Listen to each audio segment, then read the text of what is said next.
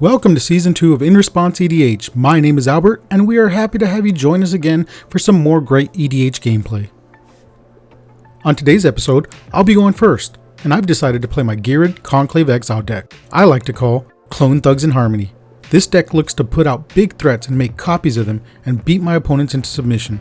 I keep an opening hand of Kodama's Reach, Cultivate, Return of the Wild Speaker, Giant Ataphage, Rootborn Defenses, Temple Garden, and a Clifftop Retreat.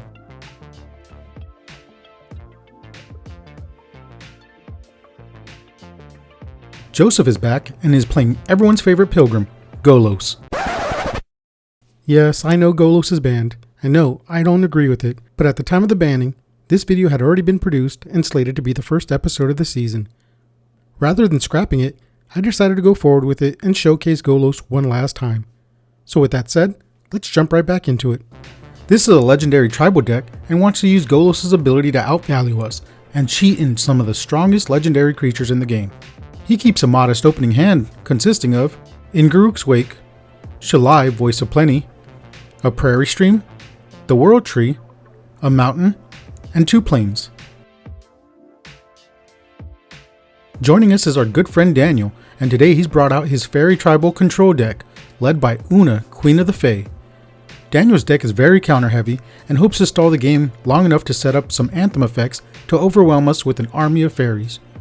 He decides to keep a Toxic Deluge, Cloud Seeder, Fairy Trickery, Hero's Downfall, Morphic Pool, a Swamp, and an Island.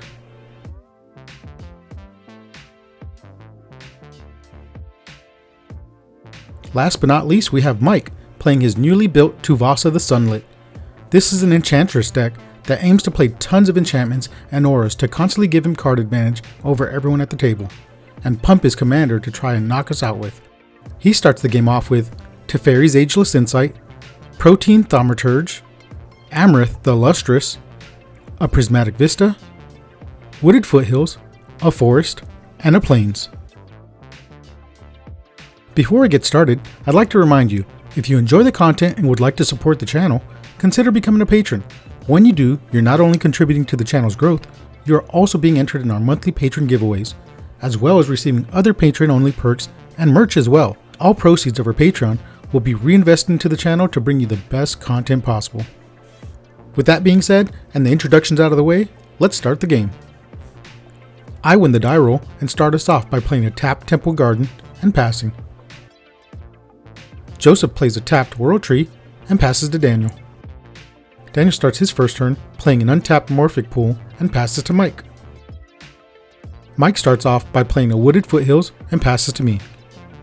I start turn 2 by just playing a Stomping Grounds tapped and end my turn. Joseph draws for turn and plays a Mountain and passes. Daniel plays a basic Island and taps 2 to cast a Cloud Seeder and passes to Mike. On his end step, Mike pays 1 life to sack his Foothills to search up a tapped Breeding Pool to the battlefield. He then takes his turn and plays a Plains as his land drop. He then casts an Esper Sentinel and ends his turn. I draw for turn and play an untapped Clifftop Retreat and cast a Kodama's Reach. I can't pay the 1 for the Sentinel and Mike draws a card. I search up a Forest to the battlefield tapped and a Mountain to my hand. Joseph draws for turn and plays a Tropical Island as his land drop, and just chooses to pass the turn. Daniel again plays a basic Swamp and passes. Mike draws for turn and plays a Forest and chooses to go to combat. He swings a Sentinel at me for 1 damage. On his second main phase, he casts his commander, Tuvasa the Sunlit. After that, he passes to me. I untap and draw for turn. I play a Mountain as my land drop, then tap out to cast my commander, Ghired Conclave Exile. When Ghired enters the battlefield, I create a 4/4 Rhino with Trample. Joseph takes his turn and plays a Plains as his land for turn. He then taps all 4 mana to cast Shalai, Voice of Plenty. Daniel draws for turn and moves straight to combat and swings his Cloudseeder at Mike for 1 damage. He then taps out and pays 6 life to cast Toxic Deluge, giving all creatures -6/-6 and wiping the board. He follows that up by playing Halimar Depths and looking at the top 3 cards of his library and puts them back in the order of his choice. Mike untaps and draws. He plays a Prismatic Vista as his land drop and immediately pays a life and sacks it, searching up an island. He uses all 4 mana to cast Teferi's Ageless Insight and passes to me. I untap and draw, and start my turn by casting a Cultivate, searching a Plains to the battlefield tapped and a forest to my hand. I follow that up by playing a tapped Sacred Foundry as my land for turn, and pass to Joseph. Joseph draws and plays a Prairie Stream as his land drop. He then taps all 5 mana to cast his commander, Golos, Tireless Pilgrim. When Golos enters the battlefield, Joseph chooses to search up a bayou to the field. Daniel untaps and misses his land drop. He chooses to leave up all his mana and pass to Mike. Mike untaps and draws for turn. He starts by playing a Windswept Heath. He pays 1 life to crack it and fetch up a Hallowed Fountain to the field, untapped, and loses another 2 life. He follows that up by paying 3 to cast a Citizen Champion. He taps the remaining 2 mana to cast a Protean Thaumaturge. Daniel responds by casting a Fairy Trickery, countering it and exiling it. I start turn 6 by paying 7 to recast my commander and creating another Rhino. After that, I play a Kessig Wolfrun as my land drop and pass the turn. Joseph plays another Plains as his land drop. He then pays 7 to activate Golos' ability.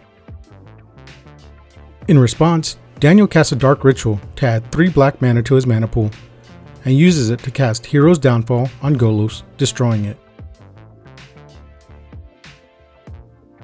The activation still goes off, and Joseph reveals Redain, God of the Worthy, Marisi, Breaker of the Coil, and a Scrubland.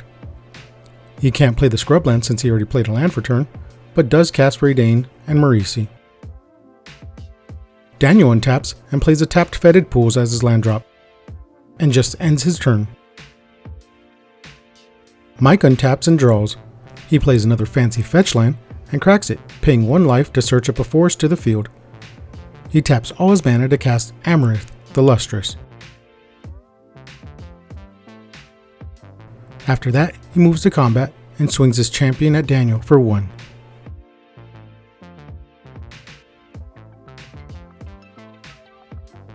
I play a Rogue's Passage as my land drop, and then tap 5 to cast an Angel of Sanctions. As it enters the battlefield, I choose to exile Joseph's Marisi with it. After that, I move into combat and swing both Ghired and the Rhino at Joseph. When I attack, I choose to populate the Rhino and swing it at Joseph also. He blocks one of the tokens with Redain, which dies, and he takes 6 damage, but should take 7 since the Rhinos have trample. On my second main phase, I cast the Nature's Lore and choose to find a Cinderglade to the battlefield untapped. I then end my turn. Joseph draws for turn and decides to tap out to cast Golos, Tireless Pilgrim. As it enters, he searches up a command tower to the field and passes to Daniel. Daniel untaps and draws for turn. He misses his land drop, but decides to continue leaving up his mana and ends his turn. Mike untaps and draws for turn. Light a magic card. Enchanted Evening. Ooh, No, that is a good counterspell worthy card. Let me know when it gets. Daniel responds by casting an Unwind and countering it. Yeah. Did you really think that was going to work? What am I gonna not try it? Mike follows that up with playing a City of Brass as his land for turn, which triggers the Amarith, allowing him to reveal the top card of his library, which is an Ancient Tomb. After that, he moves to combat and hits Daniel for 7. He then takes an unnecessary damage from the City of Brass to pay for 3 visits, and searches up a tapped Temple Garden to the field, triggering Amaranth but not finding another land. I untap and play a Forbidden Orchard as my land for turn. I then tap 4 mana to cast Helm of the Host. Oh, my bluff didn't work. I choose to pay 5 mana to equip it to the Angel of Sanctions. I move to the beginning of my combat and make a copy of the Angel. I choose to exile Joseph's commander and move to declare attackers. I swing the Rhinos and Ghired at Mike for 10 damage and populate another Angel token, choosing to exile Mike's Amaranth. I send 1 Angel at Joseph, missing the fact that I should have swung with 2 Angel tokens this turn. Joseph starts his turn by dropping a Hammerheim as his land for turn, and taps 9 mana to cast N'Guruk's Wake, completely blowing me out and returning his Golos and Marisi to him, as well as Amaranth to Mike. As Golos enters the battlefield again, he searches up a Yavimaya coast to the battlefield. On his end step, Daniel casts a Pool from Tomorrow, where X equals 3. He then draws 3 and discards 1. After that, Daniel starts his turn, taps a mana, and then decides to untap and just pass the turn. Mike untaps and draws. He plays an Ancient Tomb as his land drop. After that, he pays 5 mana to recast his commander and takes 2 damage from the Ancient Tomb. Amaranth's trigger will go off, but Mike doesn't find a creature on top. Mike follows that up by casting Ethereal Armor on Amaranth, which will trigger his Tuvasa to draw a card, and Teferi's Timeless Insight will double that, and then trigger Amaranth. He draws his 2 cards and then reveals a Steel of the Godhead, since it shares a card type with the armor.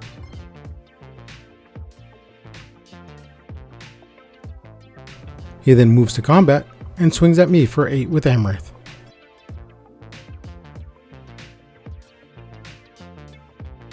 I start turn 9 by playing a Forest as my land drop. I just gotta do it. Daniel makes it a point to show me that he's got 2 blue mana up. Cast my commander. Oh, my bluff didn't work. And after that, I pass the turn. Joseph untaps and draws for turn. He plays an island and decides to cast Esika, God of the Tree, rather than the Prismatic Bridge for the first time in Magic history. He follows that up by using Golos' ability and exiles a Taiga, Karametra, God of the Harvest, and a volcanic island. He exiles the 2 lands and plays the Karametra. After that, he ends his turn.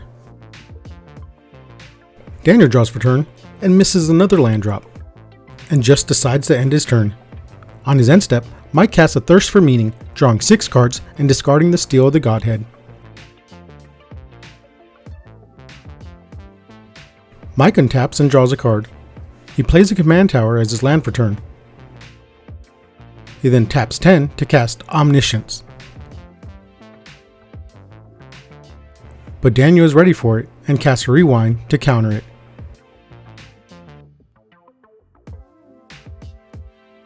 He still gets to draw 2 cards from Tuvasa and the Insight for casting an enchantment. Mike follows that up by tapping the City of Brass, taking 1 damage, to cast a Soul Ring. After having another big spell countered by Daniel, Mike has no choice but to go after Daniel for 10 and ends his turn.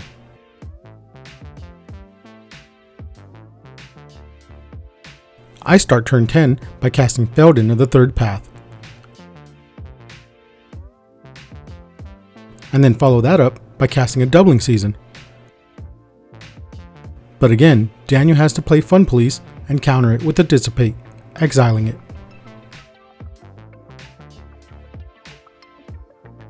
I then move to combat and swing my commander and the Rhino at Mike. I also send the Populated Rhino at him, and he takes 10 damage. On my second main phase, I tap 4 for a Growing Ranks, and give Mike a Spirit from tapping my Forbidden Orchard. After that, I pass the turn to Joseph. Joseph untaps and again activates his commander. He exiles a Rhea Dawnbringer, Chainer, Nightmare Adept, and an Arcane Signet. He casts the Arcane Signet first. When he casts Chainer, the ⴑⴄᴅᴏ will trigger, and he searches up a plateau to the battlefield tapped. When the ⴄᴏ enters the battlefield, Joseph searches up a basic plains to the battlefield tapped. He then taps Murici for mana to help pay the cost to activate Golos again,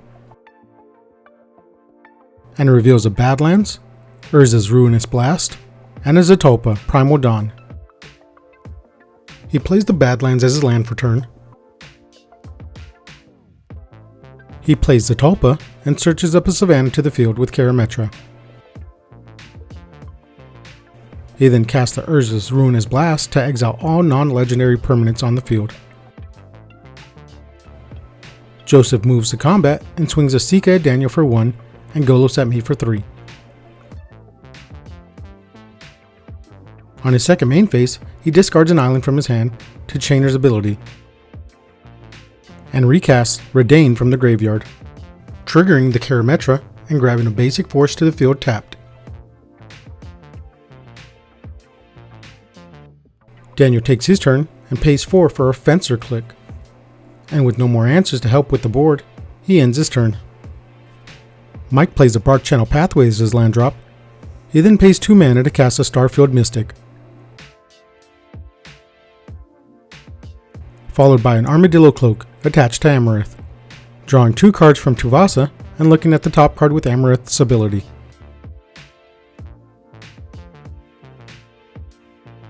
He moves to combat and swings at me with the Dragon for 8, and he gains 8 life. After that, he casts a Smothering Tithe and draws 2 more cards before passing the turn. I start turn 11, untapping and drawing for turn, and not paying for the tithe, allowing Mike to make a treasure. On my main phase, I activate Feldon's ability to make a copy of the Angel of Sanctions in my graveyard. I'm expecting you to get 3 triggers. Yeah. Oh, they're all going at him? Yes. Okay, so... Unless you want one. I mean, Is that what you're saying? no, I'm just asking questions. I choose to exile Joseph's Murici with the copy. After that, I pay to equip my commander with the Helm of the Host. At the beginning of my combat phase, I make a copy of Ghired, and it enters with a Rhino.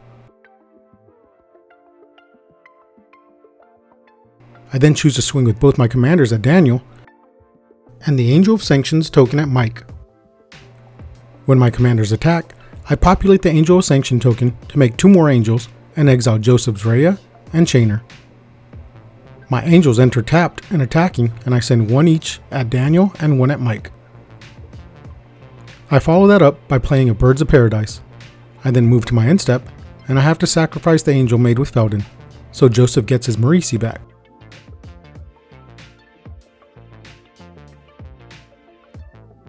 Joseph draws for turn and doesn't pay the tithe tax, allowing Mike to make another treasure. He quickly activates Golos again, revealing a questing beast, a mountain, and a Niv-Mizzet Reborn. He plays the mountain as his land drop. Then he plays the questing beast, triggering the ⴑⴑⴅ searching up a land to the battlefield. He then plays the Niv-Mizzet, again triggering ⴑⴑⴅ, grabbing a Tundra to the field. He then resolves Niv-Mizzet's ability and finds a bunch of good spells.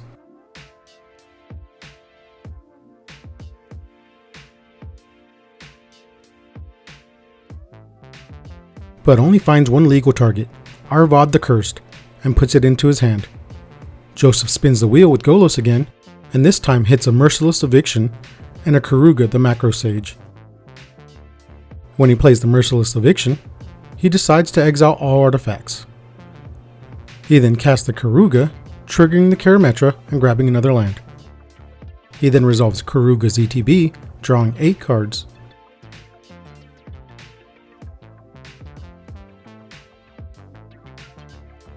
Joseph then casts a Mox Amber, and follows that up by tapping 5 to cast a Hero's Podium, which gives each of his legendary creatures +7/+7. He then moves to his attack step and divides enough damage to take us all out at once. Congrats to Joseph on his impressive win.